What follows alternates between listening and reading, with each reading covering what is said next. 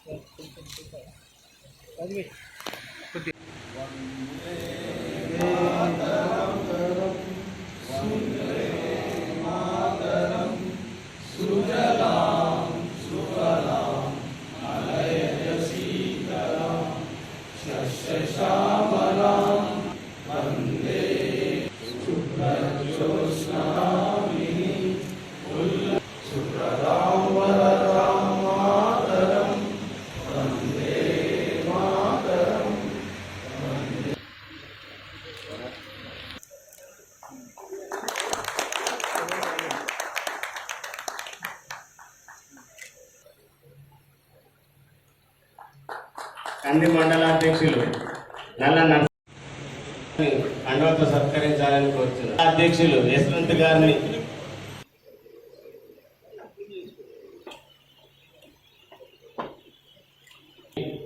ఈ యొక్క జిల్లా కార్యవర్గ సమావేశానికి అధ్యక్షత వహిస్తున్నటువంటి జిల్లా రథసారథి నరేంద్రన్న గారు, ముఖ్య అతిథిగా మరి ఈ యొక్క సంతాప తీర్మానానికి ఏదైతే కార్యకర్తగా నాయకుడిగా భారతీయ జనతా పార్టీలో పనిచేసి మరి తన జీవిత కాలం కూడా పార్టీకి సేవలు అందించి పరమపదించినటువంటి ప్రతి ఒక్కరికి ఈ మధ్యకాలంలో పరమపదించే వారికి సంతాపం తెలపాల్సిన తీర్మానానికి నన్ను కోరినందున, నాకు ఈ అవకాశం ఇచ్చినందున ధన్యవాదాలు తెలుపుకుంటూ, మరి ముఖ్యంగా మరి మండలాధ్యక్షులకు మరి నాయకులకు కూడా ఇంకెవరైనా ఇక్కడికి ఒక 5-6 పేర్లు వచ్చినాయి. మిగతా మండలాలలో కంది మండలం నుంచి వచ్చినాయి అన్ని. మరి జిల్లాలో ఉన్నటువంటి మిగతా మండలాల నుంచి కూడా ఎవరైనా ఉంటే ఇమీడియట్గా పేరు ఇవ్వగలరని చెప్పి సభాముఖంగా వారందరినీ కోరుతున్నాను. భారతీయ జనతా పార్టీ కార్యకర్త ఒక నిబద్ధత కలిగినటువంటి కార్యకర్త. మరి కార్యకర్త పార్టీ పొందుపరుచుకొని మొత్తం తన జీవిత కాలంలో నిజంగా భారతీయ జనతా పార్టీ కార్యకర్త అంటే ఇది భారతీయ జనతా పార్టీ కార్యకర్తల పార్టీ. చాలా వరకు మనము ఎప్పుడు కూడా తెలంగాణలో భారతీయ జనతా పార్టీ 75 సంవత్సరాలలో ఏ రోజు స్వతంత్రం వచ్చినప్పటికీ ఈ రోజుకి మనం అధికారం చేపట్టకపోయినప్పటికీ కార్యకర్త ఎక్కడ కూడా తన దృఢము పార్టీ పైన ఉన్నటువంటి నమ్మకాన్ని వమ్ము చేయకుండా ఈ రోజు మూల స్తంభంగా నిలబడ్డవాడు ఎవరైనా భారతీయ జనతా పార్టీ కార్యకర్త. ఒకసారి కార్యకర్తగా పార్టీలో చేరైతే పార్టీలో అధికారం ఉందా అధికారం లేదా అనేది చూడకుండా పార్టీ కోసం ఆర్నిషలు మరి నాయకులు ఎవరన్నది కూడా ఆలోచించాల్సిన అవసరం లేకుండా నాయకుల గురించి కూడా ఎవరు ఎక్కడ నిలబడతారు, ఎవరు మండలంలో నిలబడతారా, జిల్లా నాయకత్వం నిలబడతారా, రాష్ట్ర నాయకత్వం నిలబడతారు, కార్యకర్త ఎప్పుడు ఆలోచించలేదు. పార్టీ జెండాను చూసిండు, పార్టీ కోసమే పనిచేసినటువంటి కార్యకర్త ఈరోజు అతని గురించి మాట్లాడాల్సిన అవసరము మనకు చాలా వరకు ఉంది. మరి అలాంటి కార్యకర్తలు ఈరోజు ఈ మధ్యకాలంలో మనల్ని విడిచి పార్టీని వారు ఇన్ని రోజులు వాళ్ళ భుజస్కంధాల మీద మోసి పార్టీకి దూరమైనందుకు వాళ్ళ కుటుంబానికి కూడా ప్రగాఢ సానుభూతి, వాళ్ళ కుటుంబాలందరికీ కూడా ప్రగాఢ సానుభూతి జిల్లా పార్టీ తరఫున తెలియజేస్తూ, మరి ఈరోజు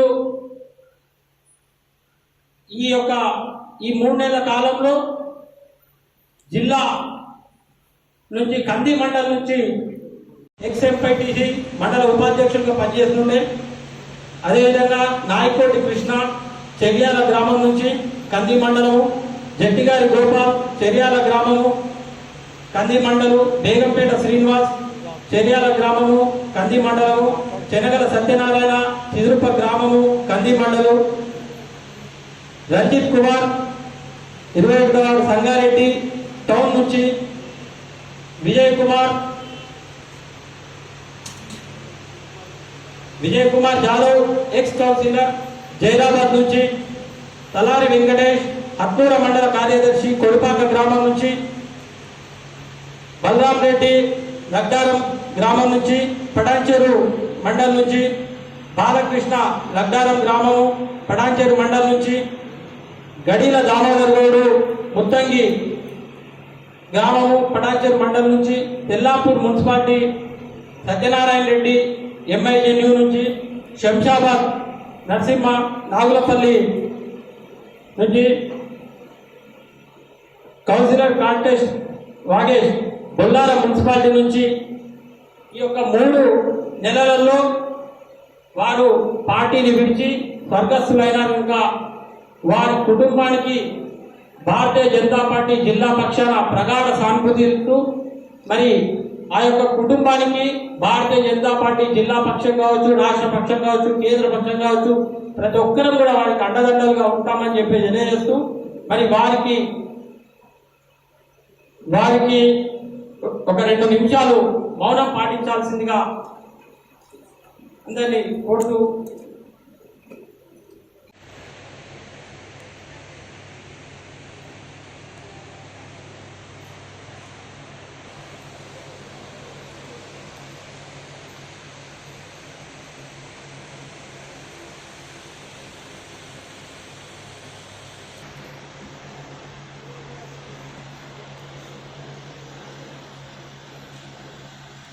ఓం శాంతి.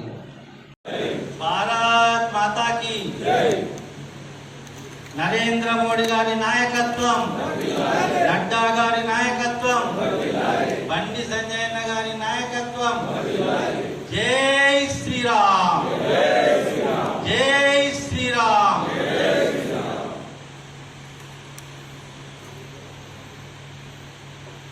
భారతీయ జనతా పార్టీ జిల్లా కార్యవర్గ సమావేశానికి విచ్చేసినటువంటి పెద్దలు, గౌరవనీయులు, రాష్ట్ర ఉపాధ్యక్షులు, మాజీ ఫ్లోర్ లీడర్ ఎండల లక్ష్మీనారాయణ గారు, అదేవిధంగా గారు విజయపాల్ రెడ్డి గారు, మాజీ ఎమ్మెల్యే నందీశ్వర్ గౌడ్ గారు, సంగారెడ్డి జిల్లా సహా ఇన్ఛార్జ్ బీజేపీ సీనియర్ నాయకులు, పార్టీ 8 సంవత్సరాలు కేంద్ర ప్రభుత్వంలో మనం 8 సంవత్సరాలు పూర్తి చేసుకున్న సందర్భంగా ఈ యొక్క జిల్లా కార్యవర్గ సమావేశాలు ఈ యొక్క అజెండాగా తీసుకొని దీని మీదనే మనం ముందు పోమని చెప్పి తెలియజేయడం జరిగింది. శ్రీ నరేంద్ర మోడీ గారి 8 సంవత్సరాల పాలన, సేవ, సుపరిపాలన అండ్ గరీబ్ కళ్యాణ్ విషయం మీద మనం 30 మే నుంచి 14 మే వరకు మనకు పార్టీ యొక్క కార్యక్రమం ఇచ్చింది. ఇందులో భాగంగా 31 నుండి ఏ తారీఖు రోజున ఏ కార్యక్రమం చేయాలని కూడా స్పష్టంగా మనకు ఇందులో తెలియజేయడం జరిగింది. ఇది మండల అధ్యక్షులకు, మండల ఇన్ఛార్జీలకు కూడా అందజేస్తారు. దీని ప్రకారం మనం కార్యక్రమాన్ని రూపొందించుకొని ముందుకు పోవాల్సిన అవసరం ఉన్నది. రాబోయే రోజుల్లో ప్రజలంతా బీజేపీ వైపు చూస్తున్నారు, బీజేపీని ఆదరిస్తున్నారు. అన్ని పార్టీలను చూసినాం. బీజేపీ సేవ అవసరం, బీజేపీ అధికారం రావాలనే తపనతోని తాతలాడుతున్న ప్రజలు. ఈ సమయంలో వారు మనకు స్వాగతిస్తున్న సమయంలో పార్టీ కార్యకర్తల బూత్ అధ్యక్షులు మొదలుకొని రాష్ట్ర జాతీయ స్థాయి వరకు జిల్లాలో ఉన్నటువంటి అందరి నాయకులను కూడా నాతో సహా ఈ యొక్క కార్యక్రమంలో పాల్గొనాల్సిన అవసరం ఉన్నది. మనం రాష్ట్ర ప్రభుత్వం ప్రజా వ్యతిరేక కార్యక్రమాలను చేస్తున్నప్పుడు ప్రతి ఒక్క కార్యక్రమంలో ప్రజా వ్యతిరేక కార్యక్రమం ఏవైతే చేపడుతుందో రాష్ట్ర ప్రభుత్వం, దాని మీద భారతీయ జనతా పార్టీ సంజయ్ అన్న రాష్ట్ర అధ్యక్షుడు అయిన తర్వాత చాలా కార్యక్రమాలు మనకి ఇవ్వడం జరిగింది, చాలా కార్యక్రమాలు చేయడం జరిగింది. ఆ కార్యక్రమాలలో ఏ కార్యక్రమం కూడా ఒళ్ళు పోకుండా అన్ని మండల కేంద్రాల్లో కార్యక్రమాలు చేసుకుంటూ వస్తున్నాం. అందులో ఏమి కూడా అనుమానం లేదు. ఇచ్చినటువంటి కార్యక్రమాలన్నీ కూడా మనం ప్రజలకు అండగా ఉంటూ ప్రజల పక్షాన నిలబడి కార్యక్రమాలు చేస్తున్నాం. ధర్నాలు, రాస్తారోకోలు, మెమోరాలు అన్ని చేయడం జరిగింది. కానీ అవన్నీ ఒక భాగం. క్షేత్రస్థాయిలో కూడా మనం కమిటీలు పూర్తి చేసుకోవాలని చెప్పేసి పార్టీ మనకు సూచించడం జరిగింది. వాస్తవంగా కూడా మనం ఎంత ఉద్యమాలు చేసినా, ప్రజల పక్షాన ఎంత నిలబడి కొట్లాడినా, కేసులు మన మీద బనాయించినా అన్నీ అనుభవిస్తూ ముందుకు పోవడం మొకెత్తు, బూత్ స్థాయిలో బూతును పటిష్టం చేయడం మొకెత్తు. ఒక బూత్లో బూత్ కమిటీలు వేసుకొని మనం అక్కడ గట్టిగా చేసుకున్నట్టయితే ఎంపీటీసీ గెలవడమో సర్పంచ్ గెలవడం కాదు. పార్టీ చెప్పింది ఏంటంటే బూత్ గట్టిగా చేసుకోమని చెప్పడం. ఆ బూత్ గట్టిగా చేసుకుంటేనే మనం ఈ కష్టపడ్డదంతా మనకు ఫలితాలు అనుభవిస్తాం, ఫలితాలు మనకు వస్తాయని చెప్పని మనం ఆశిస్తున్నాం. ఇది క్షేత్రస్థాయిలో కమిటీ లేకుండా మనం బాధ్యతలు తీసుకొని నిర్లక్ష్యం చేస్తే అందరికీ ప్రమాదమే. మనం అండగా ఉంటున్నామని చెప్తున్నటువంటి ప్రజలకు ఇబ్బందే, మనకు కూడా రాజకీయంగా ఇబ్బంది. అందుకే మనం క్షేత్రస్థాయిలో కూడా పార్టీని గట్టిగా చేసుకోవాల్సిన సమయం ఆసన్నమైంది. కాన్స్టిట్యుయెన్సీ వారిగా బూత్ కమిటీలు కంప్లీట్ చేసుకున్నటువంటి కాన్స్టిట్యుయెన్సీలకు కూడా మన రాష్ట్ర అధ్యక్షుడు సంజయ్ అన్న గారు వస్తా అని చెప్పడం జరిగింది. ఏ కాన్స్టిట్యుయెన్సీ ముందు పూర్తి చేసుకుంటే బూత్ కమిటీలు ఆ కాన్స్టిట్యుయెన్సీ లిస్టు రాష్ట్ర పార్టీకి పంపించండి, జిల్లాకి వెళ్ళి నేను తప్పకుండా వస్తా అని చెప్పడం జరిగింది. ఆ విధంగానే మనం అంతా కూడా కార్యాచరణ ప్లాన్ చేసుకొని ముందుకు సాగాల్సిన అవసరం ఉన్నది. ఈ యొక్క రాష్ట్ర ప్రభుత్వం మన కార్యకర్తలను ఎక్కడికక్కడ ఇబ్బంది పెట్టే ప్రయత్నం చేస్తుంది, ఇంకా చేస్తుంది, ఇంకా విస్తృతంగా చేయడానికి సిద్ధంగా ఉన్నాడు. అందుకే మనం అర్థం చేసుకోవాలా కూడా. ప్రధానమంత్రి గారు రాష్ట్రంకి వచ్చినప్పుడు రాష్ట్ర ముఖ్యమంత్రి బయటకు పోతుండంటే ఇంకా కింది స్థాయిలో ఇంకా హరాస్మెంట్ చేయనీకే వాళ్ళు మనకు సిగ్నల్ ఇస్తున్నట్టు. దాన్ని మనం గట్టిగా ఎదుర్కొని కేంద్ర ప్రభుత్వ పథకాలను ప్రజల వద్ద తీసుకెళ్లి రాష్ట్రం ప్రజా వ్యతిరేక కార్యక్రమాలను ఎండగడుతూ ప్రజాక్షేత్రానికి పోవాల్సిన అవసరం ఆసన్నమైంది. మనకు 30 తారీఖు ఇచ్చినటువంటి కార్యక్రమాలు, దీనికి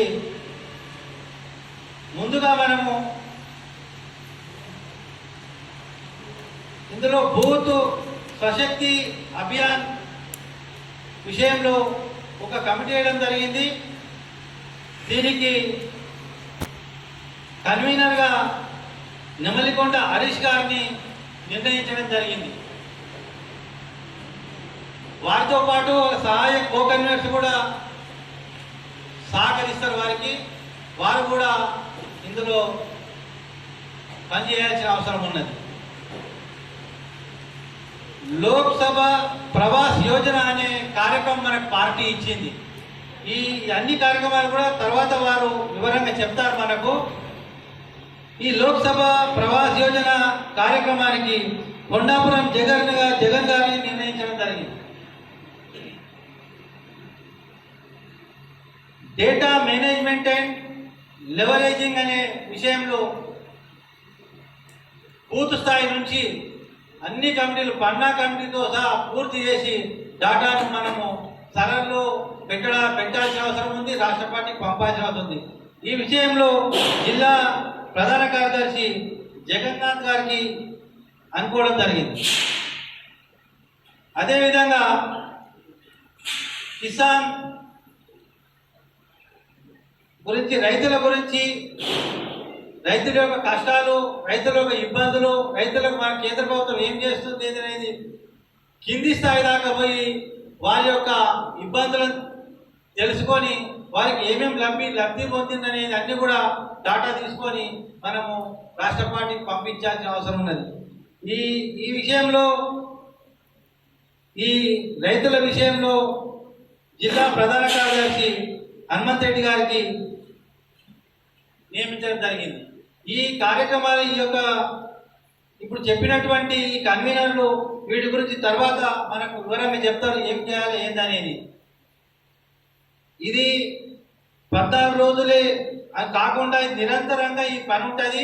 ఈ 14 రోజులు మాత్రం ఇదంతా కూడా అందులో నిమగ్నమై పనిచేయాలి. తర్వాత ఎక్కడెక్కడ అనేది కూడా ప్రతి మాసంలో వాళ్ళకి రిపోర్ట్ ఇవ్వాల్సిన అవసరం ఉన్నది. ఇక రాజకీయంగా మనకు జిల్లాలో 5 నియోజకవర్గాల్లో కాంగ్రెస్ కంటే బీజేపీ ముందెళ్తున్నది, కష్టపడుతున్నాయనే సంకేతాలు మనకి వచ్చిన రిపోర్ట్స్ ప్రకారం కూడా వస్తున్నాయి. కొన్ని నియోజకవర్గాల్లో బలంగా ఉన్నాం, కొన్ని నియోజకవర్గాల్లో బలంగా లేవు. బలంగా ఉన్న నియోజకవర్గాలు అని చెప్పేసి మనం నిర్లక్ష్యం చేయొద్దు. బలహీనం లేమని చెప్పేసి మనము కుంగిపోవద్దు. ఇంకా స్పీడప్ కావాల్సిన అవసరం ఉన్నది. ఈ జిల్లాలో ఎమ్మెల్యేలను గెలిపించాలన్నా, ఎంపీలను గెలిపించాలన్నా, జడ్పీటీసీలను గెలిపించాలన్నా, ఎంపీపీలను గెలిపించాలన్నా, ఎంపీటీసీలను గెలిపించాలన్నా, సర్పంచ్గా ప్రజలను గెలిపించాలన్నా మనమే గెలిపించాలి, కార్యకర్తలే గెలిపించాలి. మనం కష్టపడితే కానీ ఈ ప్రజాప్రతినిధులు కాలేరు. పార్టీ ప్రతినిధులు ఒక భాగం, ప్రజాప్రతినిధులు ఒక భాగం. ప్రజాప్రతినిధులు గెలిచిన రోజునే మనకు కింది స్థాయి నుంచి గ్రామ పంచాయతీ మెంబర్ మొదలుకొని పార్లమెంట్ మెంబర్ వరకు కూడా ప్రజాప్రతినిధులు ఎక్కువ సంఖ్యలో ఉంటేనే కొంత అనుమానం ఉండొచ్చు. మాత ప్రజాప్రతినిధులు మెంబర్లు లేరు, ఎంపీటీసీలు లేరు, జడ్పీటీసీలు లేరు అని. 99లోనే మనకు సర్పంచీలు లేరు, ఎంపీటీసీలు లేరు, జడ్పీటీసీలు కూడా లేరు. ఆ రోజు ఎంపీపీ వ్యవస్థ ఉండే. ఆ రోజు లేని సమయంలోనే 99లో మనం సీనియర్ నాయకులు బాగారెడ్డి గారిని ఓడించిన చరిత్ర మనది ఉన్నది మెదక్ ఉమ్మడి జిల్లాలో. టైగర్ నరేంద్ర భాయ్ సార్ను మనం ఎప్పుడు కూడా మర్చిపోవద్దు. వారు 3 సార్లకు ఎంపీగా గెలవడం జరిగింది. 2 సార్లు ఓడిపోయాడు. అయినా ఆయన నిరుత్సాహపడలే, ఆయన ఇబ్బంది పడలేదు, మన ఇబ్బంది పెట్టకుండా ముందుకు కొనసాగిండు. ఓటమి లేని నాయకుడిని బాగారెడ్డి గారిని ఓడించడం జరిగింది. అందులో అందరం కూడా ఒక సమిధలమే, అందరం కూడా కష్టపడ్డ వాళ్ళమే. అంటే నరేంద్ర భాయ్ సాబ్ యొక్క నాయకత్వంలో మనం ఉమ్మడి జిల్లాలో ముందుకు తీసుకెళ్ళినాం. మనం ఇప్పుడు ఉన్నటువంటి ఓటు బ్యాంకులు కూడా జీవిత కాలం పార్టీలో ఇక్కడ మెదక్ ఉమ్మడి జిల్లాలో కానీ ఎప్పుడైనా ఈ యొక్క ఉమ్మడి జిల్లాలో ఉన్నటువంటి ఓటు బ్యాంకులో నరేంద్ర భాయ్ సాబ్ భాగస్వామ్యులు, వారి కష్టం ఉందని మనం మర్చిపోవద్దు. ఆ విధంగా మనం పోరాడాల్సిన అవసరం ఉంది. అప్పుడే ఆ పరిస్థితి ఉన్నప్పుడు గెలిచినాం కాబట్టి ఇప్పుడు పార్టీ విస్తరించింది. మోడీ గారి యొక్క పథకాలు ప్రధానమంత్రి గారి యొక్క పనితీరు, వారు చేస్తున్నటువంటి అభివృద్ధిని కూడా దేశమంతా మెచ్చుకునే పరిస్థితి. ప్రపంచ దేశాలే మన దేశాన్ని మెచ్చుకునే విధంగా వారు నీతి నిజాయితీగా ముందుకు కొనసాగుతున్నారు. అదంతా తెలిసిన విషయమే. ఈ సమయంలో అప్పుడే గెలిచిన మనము ఇప్పుడు ఎందుకు గెలవమనేది కూడా మనం ఇదొకటి మనం అనుకొని ముందుకు పోవాల్సిన అవసరం ఉన్నది. పార్టీ, కేంద్ర ప్రభుత్వం ప్రజల పక్షాన నిలబడి ప్రజలకు మెరుగు చేస్తూ ప్రజలకు న్యాయం చేస్తూ ముందుకెళ్తుంది. కాబట్టి మనం గెలవాలంటే కేంద్ర ప్రభుత్వ పథకాలను ప్రతి గడప గడపకు తీసుకుపోవాల్సిందే. మనం ప్రజలలో తిరగాల్సిందే. మనం ప్రజలలో తిరుగుతూనే మనం ప్రజాప్రతినిధులు కాగలుగుతాం. ఆ విధంగా మనం అంతా కూడా ముందు పోవాలని చెప్పేసి మీ అందరినీ కూడా మనవి చేస్తున్నాను. మనకి యొక్క శక్తి స్థాయిలో శక్తి కేంద్ర ఇన్ఛార్జీలు ఎవరెవరైతే మనం బూత్ స్థాయిలో మినిమం 3 బూతులు మ్యాక్సిమం 5 బూతులు అనుకున్నాం. ఆ విధంగా ఎవరైతే శక్తి కేంద్ర ఇన్ఛార్జీలు ఉన్నారో జవాబుదారీగా పనిచేస్తేనే మనం ఈ యొక్క కమిటీ పూర్తి కాగలుగుతాయి. ఎవరికన్నా పని ఇవ్వలేని ఇబ్బంది ఉంటే, సమయం ఇవ్వలేకపోతే ఓపెన్గా చెప్పొచ్చు. ముఖ్యంగా ఈనాటి సమావేశంలో మన మోడీ గారు ప్రధానమంత్రి 8 సంవత్సరాల పరిపాలనను పూర్తి చేసుకున్న సందర్భంలో ఈ 8 సంవత్సరాల మన ప్రగతి, మనం సాధించిన వాటిని, మనం విజయవంతంగా నిర్వహించిన వాటిని ప్రజల్లోకి తీసుకెళ్లాలన్నదే ముఖ్య ఉద్దేశం.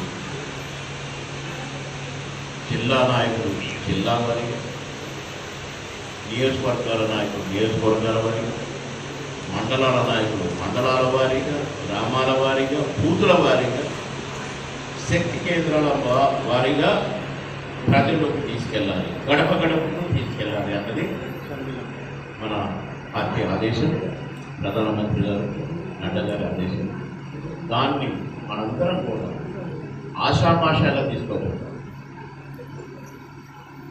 మన ప్రధానమంత్రి మోడీ గారు ఎన్నో ఇబ్బందులు ఎదురవుతున్నా, ఆ రోజుల్లో చైనా గోల ఒక సైడ్ నుంచి, ఇంకా రకరకాల గోళ ఒక సైడ్ ఉంది, కరోనా మహమ్మారి ఒక సైడ్ నుంచి, ఈ ముమ్మరంగా మోడీ గారిని ఇరకాటంలో పెట్టిన టైంలో, ప్రజలు గందరగోళానికి గురవుతున్న టైంలో, ఆ టైంలో కూడా వారు బ్రహ్మాండంగా, వారు చాకచక్యంగా ఎన్నో కార్యక్రమాలు చేపట్టి మ్యాక్సిమం మన భారతీయులనే కాదు ఇతర దేశాల పౌరులను కూడా కాపాడటానికి ఎంతో కృషి చేశారు. అవన్నీగా కూడా మోడీ గారి ప్రసంగాలలో ఇప్పుడు కొన్ని కరపత్రాల రూపంలో, కొన్ని పుస్తకాల రూపంలో మనకు రాబోతున్నాయి. రేపటితో 5 సంవత్సరాల పరిపాలన అయిపోయింది. ఇప్పుడు 3 సంవత్సరాల పరిపాలన రేపు 30వ తారీఖుతో పూర్తవుతుంది. మనం గత 2 సంవత్సరాలు కరోనా మహమ్మారి మనల్ని ఇబ్బంది పెట్టిన పద్ధతులు, పరిస్థితుల్లో మనం జరుపుకోలేకపోయినాం. మనం సాధించింది సరైన పద్ధతిలో చెప్పుకోలేకపోయినాం. ఈసారి ఈ 30వ తారీఖుతో 3వ సంవత్సరం పూర్తవుతుంది. కాబట్టి రేపటితో ఈ సంవత్సరం కొద్దిగా ఈ కరోనా మహమ్మారి తగ్గుముఖం కూడా పట్టడం, మనం టీకాల కార్యక్రమం, మెయిన్గా టీకాల కార్యక్రమాన్ని మోడీ గారు చేపట్టి వారు మన దగ్గరకు వచ్చి కూడా ఈ టీకాలను బ్రహ్మాండంగా విజయవంతంగా ఆ మహమ్మారి నుంచి మనం బయటపడడానికి, మనం చేయూతనివ్వడానికి ఆ కార్యక్రమాన్ని బ్రహ్మాండంగా పూర్తి చేసుకోవడం, ఉచితంగా టీకాలు ఇవ్వటం, ఉచితంగా బియ్యం ఇవ్వటం, కష్టాల్లో ఉన్నవారు అంటే ఈ కరోనా వచ్చిన తర్వాత మామూలు వర్కర్ల దగ్గర నుండి, మామూలు కార్మికుల దగ్గర నుండి, ఇక అక్కడక్కడ ఈ ఫ్యాక్టరీస్లో గిరిజనులు పనిచేసే కార్మికుల దగ్గర నుండి, సామాన్య మానవుల వరకు నుంచి కోటీశ్వరుల వరకు కూడా, కోట్లు సంపాదించే వాళ్ళు కూడా ఎన్నో ఇబ్బందులు పడ్డారు. కోట్లు చూసే వాళ్ళు కూడా రూపాయలు కూడా రోజులు ఈ 2 సంవత్సరాల్లో ఎదురైనాయి. ఎక్కాడితే డొక్కాడని సామాన్యుడైతే ఇక గిల తన్నుకున్నాడు. ఒక పక్క తోబుట్టు, ఒక పక్క తల్లులు, ఒక పక్క తండ్రులు, ఒక పక్క భార్యలు, ఒక పక్క కొడుకులు, ఒకటి శవాలను కూడా చూసుకునే పరిస్థితిలో లేని పరిస్థితుల్లో నేను కొన్ని చూశాను దృశ్యాలు టీవీలలో. కన్న కొడుకే కన్న తండ్రి శవాన్ని ఆ బొంద దొవ్వితే బొంద మీద స్ట్రెచర్ మీద పెడితే బాడీ అందులో పడేయడానికి ఒకటి రాట్లా. ఒక అతను రే గాడి పడతా పోరా నీ తండ్రి తీర్చాము ఆ లోపల పడేయరా అంటే వాడు ఎక్కి పోయి అని చూసేసాడు. అన్నారా చూశాను.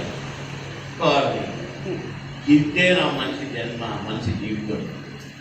మనిషి ప్రాణం పోతే ఆ కట్టెని ముట్టుకోవడానికి కూడా భయమైనా. అన్న కొడుకులు, అన్న తండ్రులు, అన్న కొడుకులు. భార్య అక్కడే ఉంది, గాంధీ హాస్పిటల్ దగ్గర శవం కాలబెట్టేశారు భర్త. ఇట్లాంటి ఎన్నో ఇంకా ఇన్ని బాధలు వచ్చి మనల్ని బయటపడేసింది, మనకు భరోసానిచ్చింది. ఈ రాష్ట్ర ముఖ్యమంత్రి అసలు ఇటు తొమ్మి చూడలేదనుకోండి, కానీ ప్రధానమంత్రి గారు ఈ టీకాల కోసం ఢిల్లీ నుంచి వచ్చి ఆ ల్యాబ్కి వెళ్ళి చూసుకొని ఆ కరెక్ట్ ఉందా లేదా చూసుకొని అలా వారి నేతృత్వంలో టీకాలు ఫ్రీగా ప్రతి ఒక్కరికి అందాలని ఎన్నో రకాల ప్రయత్నాలు చేశారు. సఫలీకృతమైంది. అలాగే ఆర్థికంగా మరి ఇబ్బందులు ఉన్న మనల్ని కూడా ఆదుకోవడం కోసం కనీసం భోజనం ఉంటే తాకురా నాయనని మనం బియ్యంగా కూడా ఫ్రీగా సప్లై చేయించి మనం ఆదుతున్నారు. ఇవన్నీ కూడా ఇవే కాదు, ఇంకా ఎన్నెన్ని కార్యక్రమాలు మన మోడీ గారు ఇచ్చిన ప్రసంగాల్లో నిజంగా ఉన్నాయో మనం కూలంకషంగా పెద్దలు వాటిని ప్రజలకు తెలియజేయాలి, ప్రజలకు తీసుకెళ్ళాలి. దీనికి కాను మనం బూతులలో ప్రతి బూతు నుంచి ఇద్దరిని, ప్రతి శక్తి కేంద్రాల నుంచి కొందరిని, మండలం నుంచి ఒక 70 మందిని మనం ఒక లిస్ట్ తయారు చేసుకుని, అంటే 10 మంది పంచుకుంటే పని ఈజీ అవుతుంది. ఒక్కడే మొత్తం చేయాలంటే కష్టం అవుతుంది. సరైన పద్ధతిలో, అనుకున్న పద్ధతిలో, మన పార్టీ ఆశించిన పద్ధతిలో ప్రజలకు తీసుకెళ్ళాలి అంటే మనం కొన్ని ప్రయత్నం చేసుకోవాలి. అవి మనకు గైడెన్స్లు ఇచ్చారు. ఇంతమంది వేసుకోవాలి, మండలం కాన్స్టిట్యున్సీ మొత్తం కవర్ చేయడానికి ట్రై చేయాలి. శక్తి కేంద్రాలను సందర్శించడానికి, ఈ మెసేజ్లు అందించడానికి గడప గడపకు అందించాలని ఉంది.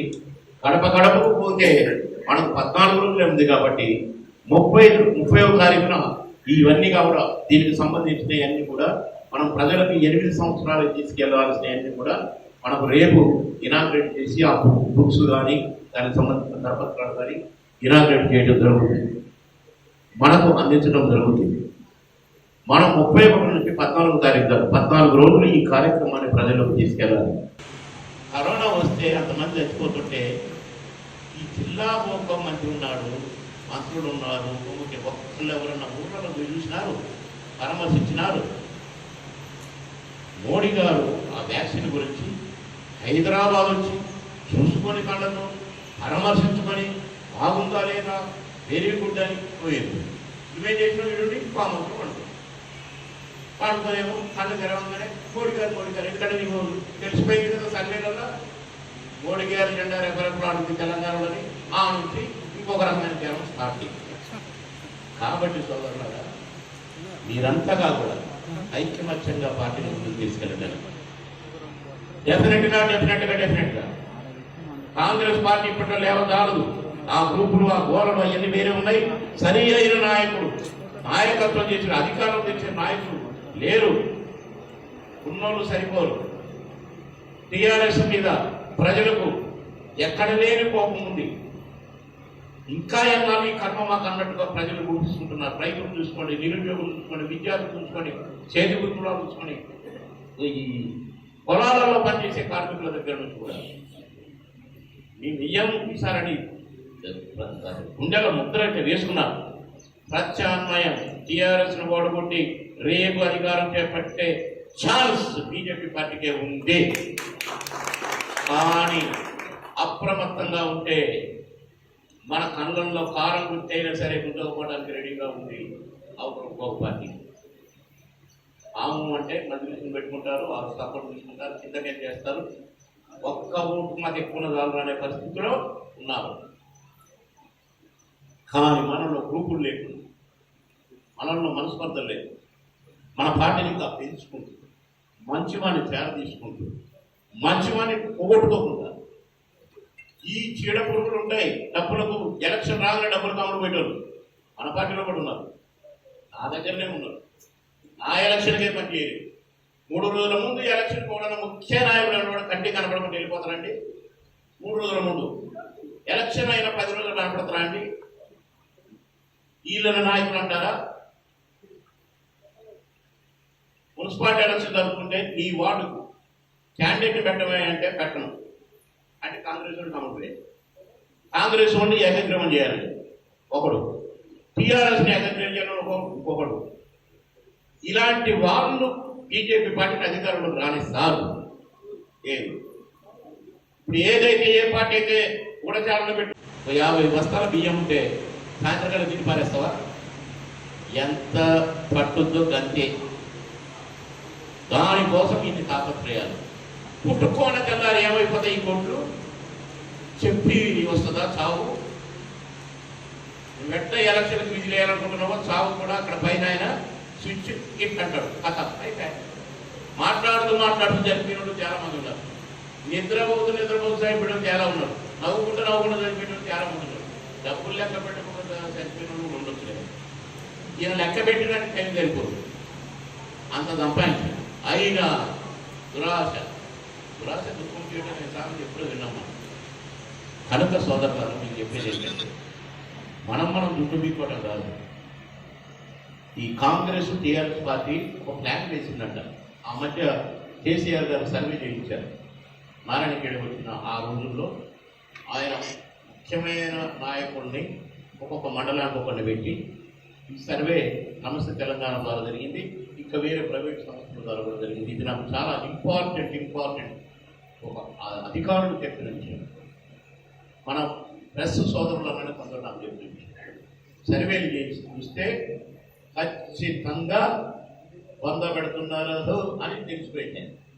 ఆ నుంచి ఇక చిమ్మికులు మొదలుపెట్టింది. అక్కడి నుంచే బీజేపీని ఎక్కువ పెట్టడం మొదలైంది. కనుక నేనేం చెప్తున్నానంటే వాళ్ళు వేసిన పథకం ఏంటంటే బీజేపీ పార్టీని ఎదగకుండా చేయాలి. నా దగ్గర మొదలైంది.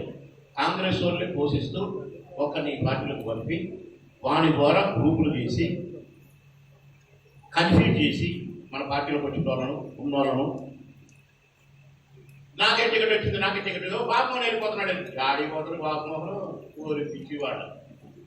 బాబుమోహన్ అందరూ కాన్స్టిట్యున్సీ వదిలిపెట్టి పదవున్నా లేకపోయినా 25th year రన్నింగ్ పులిరా నేను నిల్మాం చిట్టెలుక కాదు గంజిలో. ఇక మీరు బాబుమోహన్ వెళ్ళిపోతాడు రా బాబుమోహన్ పిచ్చోళ్ళ పగటి కాలం.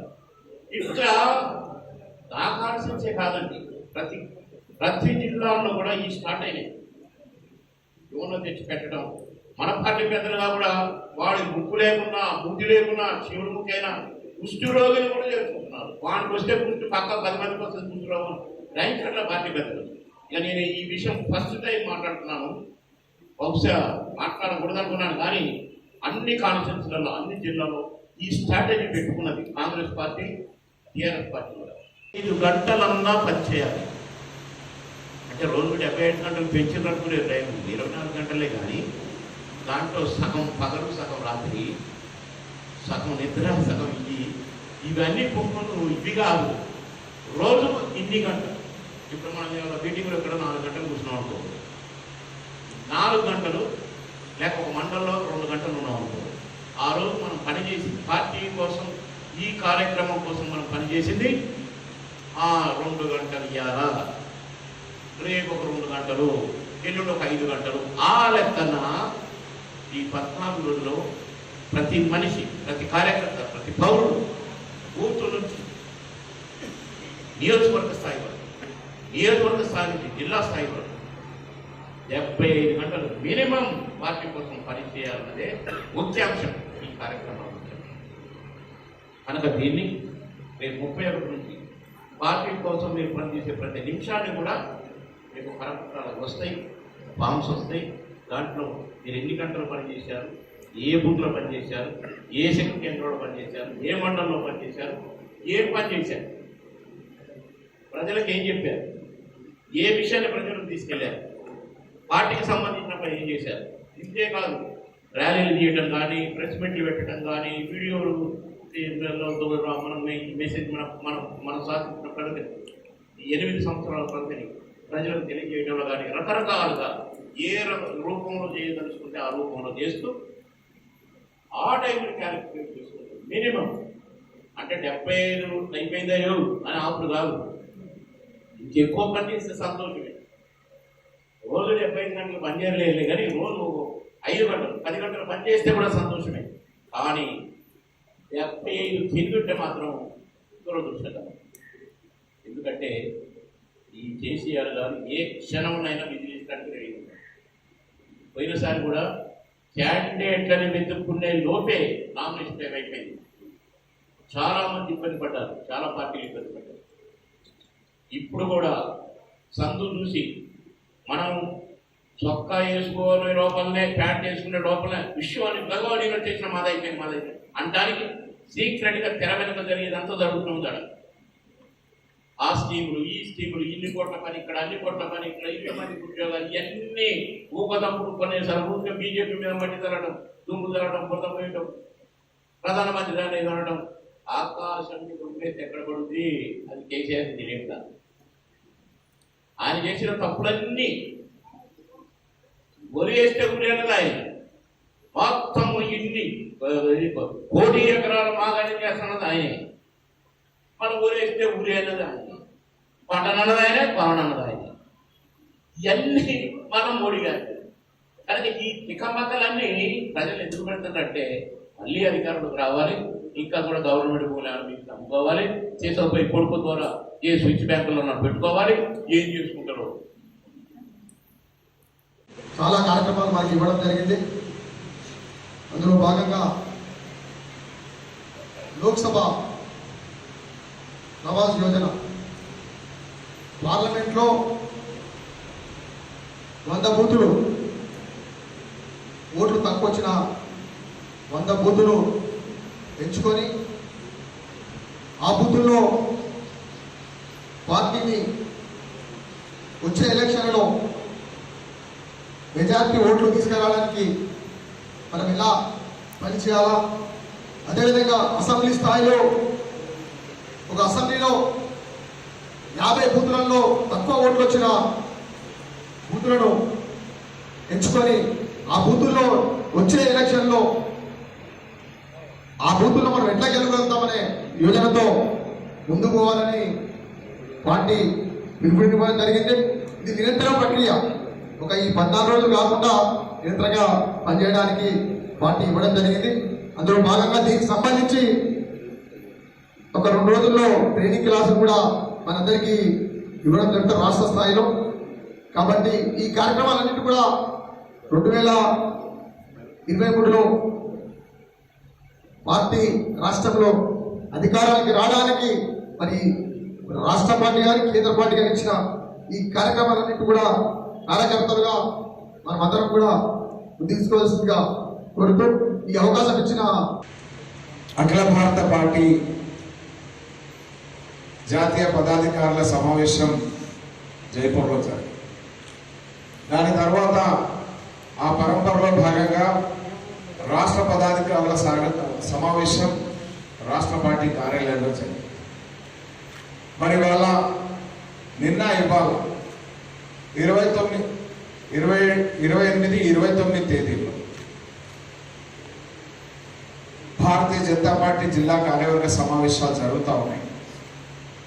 దాంట్లో భాగంగా ఈరోజు ఈ జిల్లా కార్యవర్గ సమావేశం జరిగింది. దీని తదనంతరం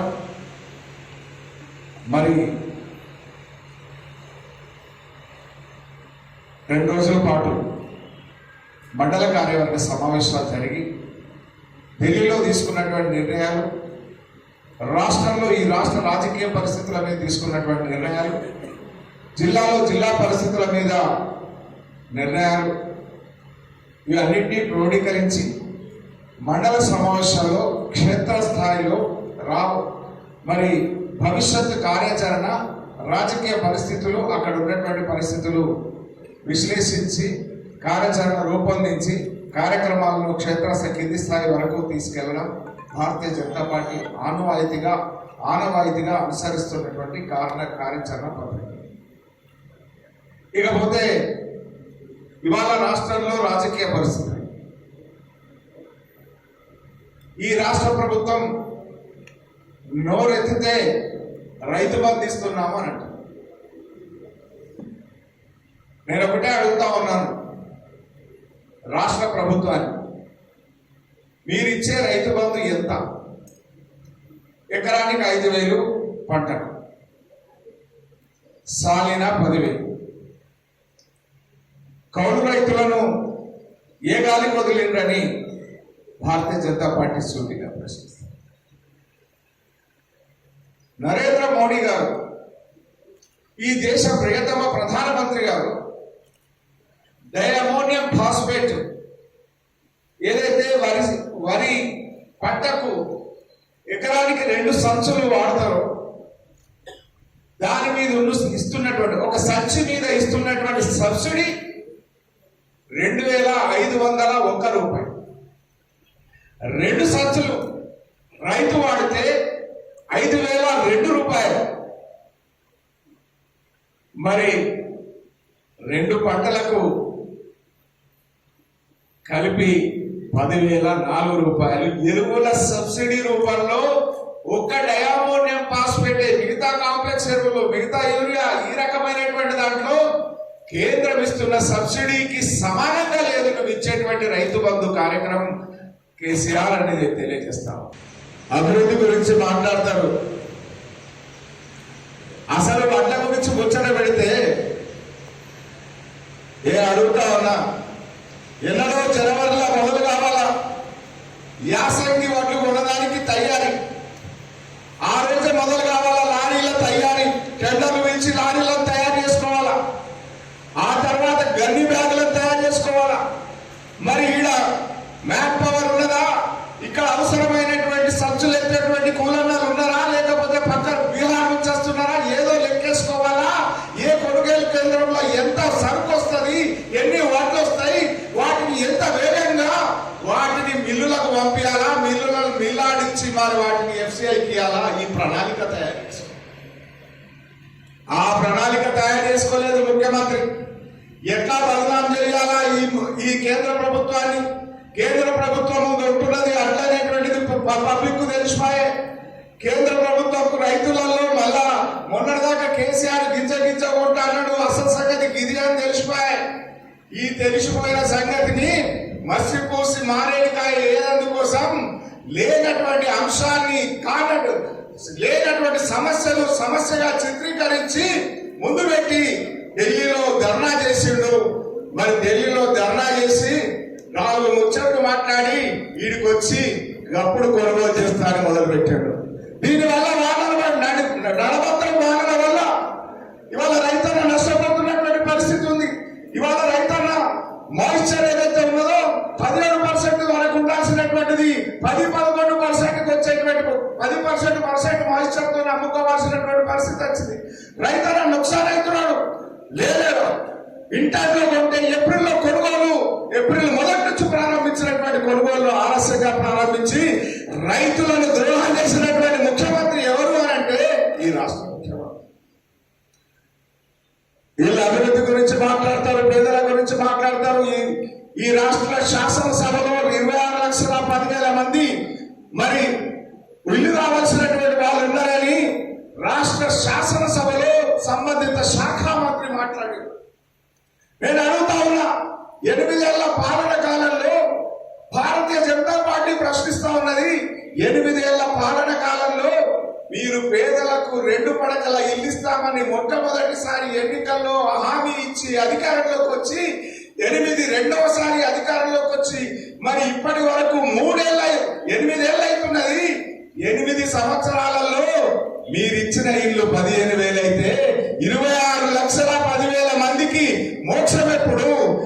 తరాలు గడవాల్సి ఉంటది. మరి మీరేమో తరతరాలు తిన్నా తరగని ఆస్తులు తయారు చేసుకున్నారు.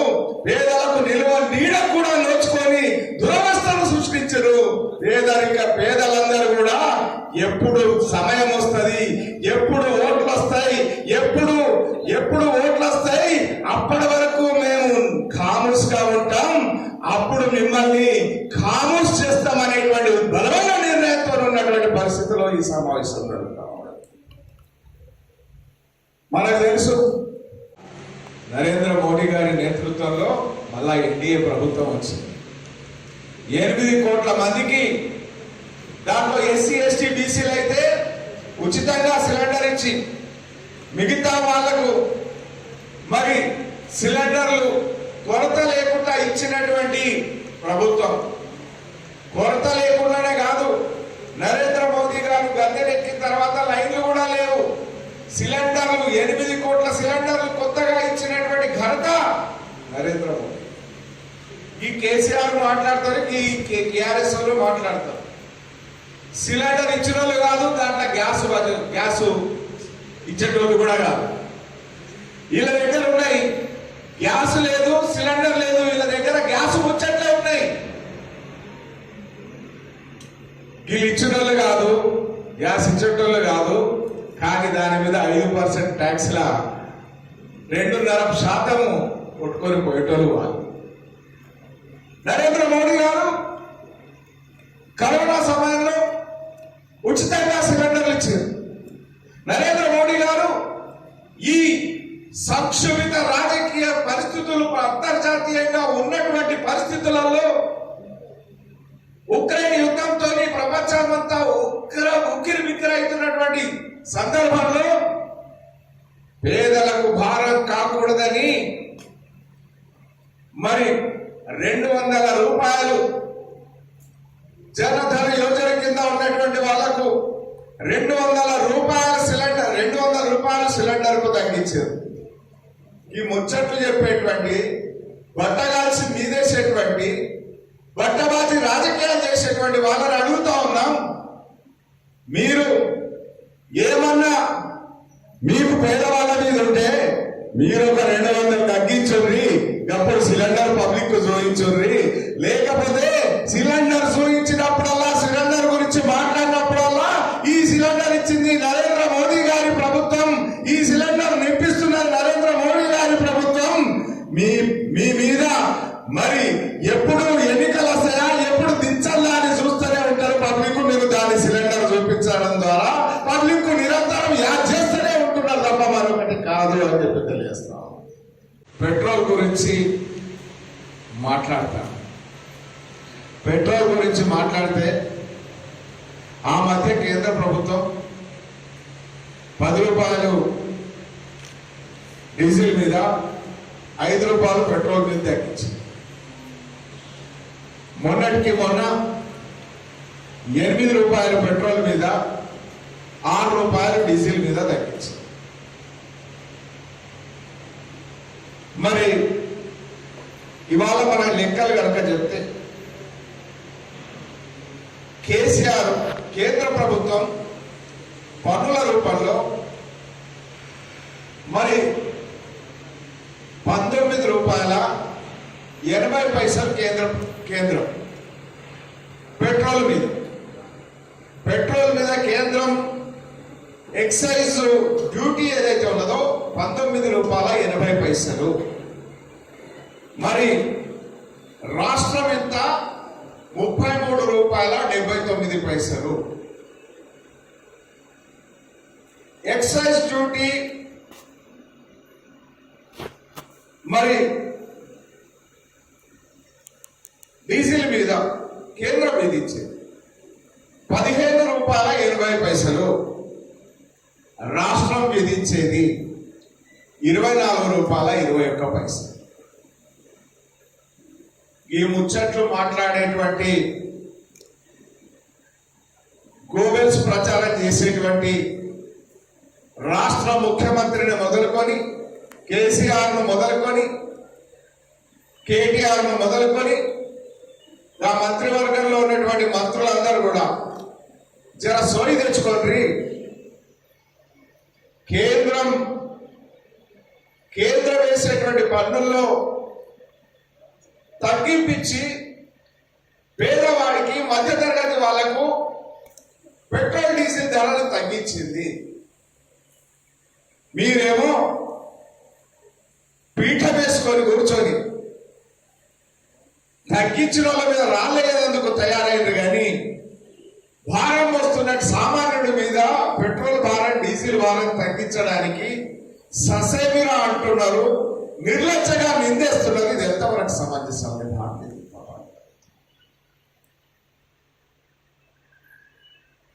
సిలిండర్ల మీద, సిలిండర్లు ఏవైతే ఉన్నాయో గ్యాస్ సిలిండర్,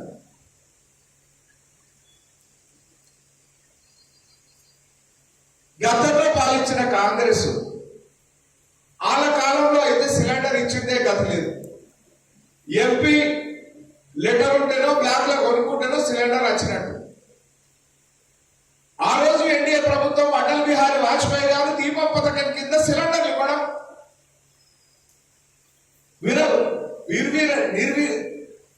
విరాడ ఇప్పటి ముప్పటిగా సిలిండర్లు ఇవ్వడం తయారు చేసి ఇవ్వడం మొదలు. కేంద్రం సిలిండర్లు ఆ రోజు ఇవ్వడం మొదలుపెట్టింది. కేంద్రంలో ప్రభుత్వం మారింది.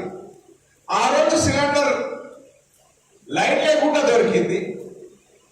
కేంద్రంలో ప్రభుత్వం మారినక్కడ గ్యాస్ సిలిండర్ కోసం లైన్లు కట్టాల్సి వచ్చింది. సిలిండర్ కొత్త కనెక్షన్ అనేటువంటిది తర్వాత ముచ్చట. ఉన్న కనెక్షన్ నింపుకున్నందుకు తిప్పలు పడాల్సి వచ్చింది. 14 వరకు ఈ రాష్ట్రంలో రోడ్ల పరిస్థితి కనుక తెలుసుకుంటే, రోడ్ల పరిస్థితి, జాతీయ రహదారులు ఆ రోజు 2500 కిలోమీటర్లు, 70 సంవత్సరాల పైగా, దాదాపు 68 సంవత్సరాల పైగా పరిస్థితుల కాలంలో జాతీయ రహదారులు ఈ రాష్ట్రంలో 2500.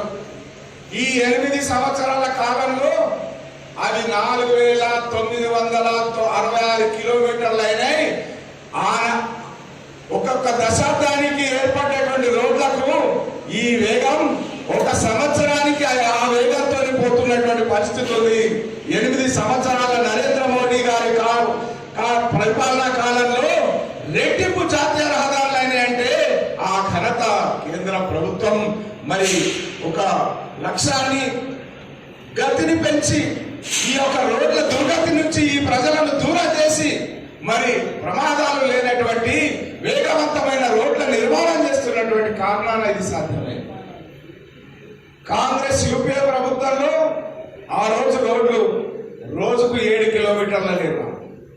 ఇవాళ నరేంద్ర మోదీ గారి ప్రభుత్వంలో ఈ రోజు రోడ్లు రోజుకు 37 కిలోమీటర్ల నిర్మాణం జరుగుతూ ఉన్నటువంటి పరిస్థితి. వేగం పెరిగింది, మరి నాణ్యత పెరిగింది. దాంట్లో లావాదేవీలు రూపుమాసినాయి. 8 సంవత్సరాల పరిపాలన కాలంలో ఒక్క ఆరోపణ లేని ప్రభుత్వం కేంద్రంలో ఉంటే ఏ ఒక్క విభాగంలో కూడా ఆరోపణలు లేని, ఆరోపణలకు ఆస్కారం, ఆరోపణల మయమైనటువంటి ప్రభుత్వం ఈ రాష్ట్రంలో ఉంది. అది ఇసుకను తీసుకున్నా, అది మొరం తీసుకున్నా, అది రోడ్లను తీసుకున్నా, అది మరి ఇవాళ ఇరిగేషన్ ప్రాజెక్టులను తీసుకున్నా, మిషన్ భగీరథ తీసుకున్నా, మరి భూములను అన్యాక్రాంతం చేసుకునేటువంటి ఖర్చా చేసేటువంటి భాగవతాలను తీసుకున్నా, మరి ఏ అంశాన్ని తీసుకున్నా కూడా ప్రజలను దోచుకొని బంగారు కుటుంబంగా మారుతున్నటువంటిది, బంగారు కుటుంబం నుంచి వజ్ర కుటుంబంగా మారుతున్నటువంటి ఈ టిఆర్ఎస్ ప్రభుత్వాన్ని దించాలని ప్రజలు నిర్ణయించుకున్నారు. నిజాయితీతో నిబద్ధతతో పనిచేస్తున్నటువంటి నరేంద్ర మోదీ గారి నేతృత్వంలో భారతీయ జనతా పార్టీ ఆయన అడుగుజాడల్లో ఈ రాష్ట్రంలో భారతీయ జనతా పార్టీ రావాలని నిర్ణయించుకున్నటువంటి పరిస్థితి. మరి ఖచ్చితంగా తిరిగాడే ప్రధానమంత్రి ఆ రకమైనటువంటి దేశం కోసం అంకిత భావంతో పనిచేస్తూ దేశం యొక్క అభివృద్ధి లక్ష్యంగా పనిచేస్తూ ప్రపంచ దేశాల్లో ఈ దేశ దేశం యొక్క ఔన్నత్యాన్ని పెంచుతూ గౌరవాన్ని పెంచుతున్నటువంటి నరేంద్ర మోడీ గారి నేతృత్వంలో వారు ఈ 8 సంవత్సరాల పాటు చేపట్టినటువంటి కార్యక్రమాలను మరి రాబోయే ఈ 1వ తేదీ నుంచి జూన్ 1వ తేదీ నుంచి జూన్ 14వ తేదీ వరకు ప్రతి మండలానికి కూడా 75 మందితో టోలీ తయారై జట్టుగా తయారై ఆ జట్టు పోలింగ్ బూత్ కార్యకర్తలతో కలిసి మరి ఇంటింటికి ప్రతి ఒక్కరిని కలిసి వాస్తవాలను తెలియజేసి వాస్తవంగా అభివృద్ధికి సంబంధించిన విషయాలను కేంద్ర ప్రభుత్వం చేసిన అభివృద్ధిని రాష్ట్ర ప్రభుత్వం పేరు మార్చినటువంటి పథకాలను మరి వాస్తవ విషయాలను వెల్లడించి మరి ఈ ప్రభుత్వం యొక్క అవినీతి భాగవతాన్ని ప్రజలకు మరింత తెలియజేసి మరింత ప్రజల్లో ఈ ప్రభుత్వం యొక్క లోపాలను ఎత్తి చూపడం ద్వారా కేంద్ర ప్రభుత్వం యొక్క అభివృద్ధి కార్యక్రమాలను తెలియజేయడం ద్వారా ప్రజల్లో ఒక ఉద్యమంగా మనం కదులుతాం. ఆ ఉద్యమం వెనకటి ఉద్యమం రాష్ట్రం కోసం అయితే ఈ ఉద్యమం తెలంగాణ రాష్ట్రాన్ని అమరులు ఏ లక్ష్యం కోసం అయితే తమ ప్రాణాలను ఆహుతి చేసుకున్నారో ఆ లక్ష్యాన్ని నెరవేర్చడం కోసం ఒక ఉద్యమంగా ప్రజల్లోకి వెళ్దాం. ఆ లక్ష్యాలను నెరవేర్చేందుకోసం మనం కృషి చేద్దాం. ఆ విధంగా పనిచేద్దామని చెప్పి మీ అందరికీ సవినయంగా మనం చేస్తూ ముగిస్తాం.